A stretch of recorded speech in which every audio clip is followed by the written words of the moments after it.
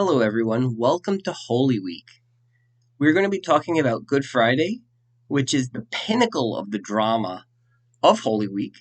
It's the place where you see really the most happen, probably even more so than Easter Sunday. You end up with this incredible quantity and quality of material, of just stuff that happens, and it happens and happens and happens. So let me warn you right now that there are many ways you could approach making a video regarding Good Friday.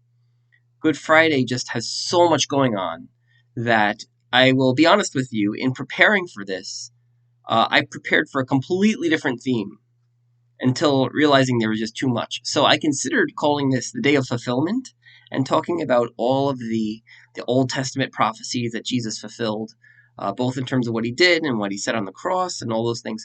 But there's so much there that not only could I not deal with that in a short video like this, I don't think I could cover it adequately without teaching a full seminary level, semester length course. So today we're going to talk about something a little bit different, and it is Good Friday as a day of unity. Now, this one is interesting because if you look, Jesus, through his trial and at the cross, brings together just an incredible array of people and purposes. And if you look at the things that he unites at the cross, they include some pretty important ones. So let's track it a little bit together. And let's start with this. Jesus, in going to the cross, brings together Jew and Gentile, basically all of humanity. Wherever you are with God, he brings them all together under sin. So if you ask, who is responsible for the death of Jesus? Was it the Jews? Was it the Romans? The answer is all of the above. And you see this done in a way that's really intentional in the way that the Gospels present Jesus' trials leading to his crucifixion. See, Jesus receives 3 hearings. He receives a hearing before the Sanhedrin, the ruling Jewish religious leadership. He receives a hearing before Pontius Pilate, who is the Roman governor and the leading authority. He's the one whose jurisdiction, actually, Jesus' case fell under. He's the one who should have been hearing the trial. And then the third one is maybe not a formal trial, but it's a hearing before Herod. And the one before Herod is interesting because you say, well, why is this in here? Like, what's the point of this? And the point of it is, if Jesus then talks about bringing the gospel, flashing forward kind of to Acts 1, bringing it to Judea and to Samaria and to the ends of the earth as a way of saying, take the gospel to all of humanity. You kind of see this in his trial. You see the Jewish leadership. You see the folks who aren't quite Jewish, but are kind of Jewish adjacent. Herod is not actually a Jew. He's an Idumean. But he's pretty close, and he is the guy that has the title of King of the Jews that Jesus is claiming for himself. And then you have Herod, who represents, you might say, the ends of the earth, the Romans, who are quite distant culturally from the Jews. So you can see that when Jesus stands trial, and he's condemned in all 3 courts, none of them make an real effort to save Jesus. Herod says, he doesn't seem that bad. I don't care. Pilate says, it doesn't seem that bad. I don't care. But none of them are willing to save him. They all agree together that he's going to be crucified. In fact, the text tells us that Herod and Pilate reconciled that day. Before that, they had been enemies. So whenever people ask questions like, what do you think would happen if Jesus came again nowadays? And if he came now instead of in the first century? Well, I think that Democrats and Republicans would have agreed on the first thing ever, and they would have all agreed to crucify Jesus, because all of the factions of Jesus' time agreed to crucify him. And that's part of what goes on at the cross, is that you have this bringing together of Jews and Gentiles under sin. All of us crucified Jesus.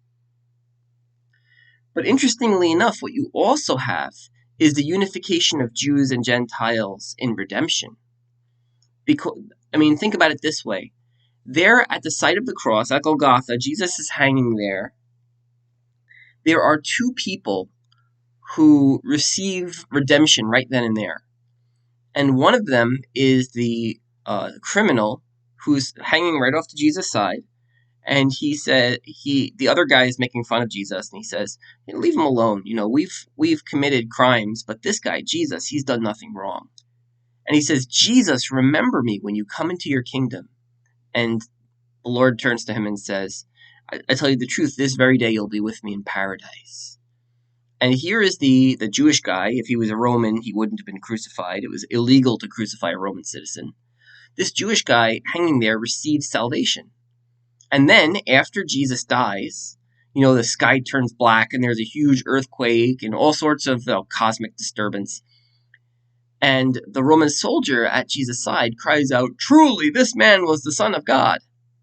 So here at the cross, you have Jew and Gentile brought together in recognition, in faith of who Jesus is. This man is the Son of God.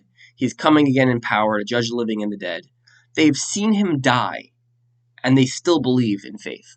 So you have Jew and Gentile united under sin. You have Jew and Gentile united in redemption.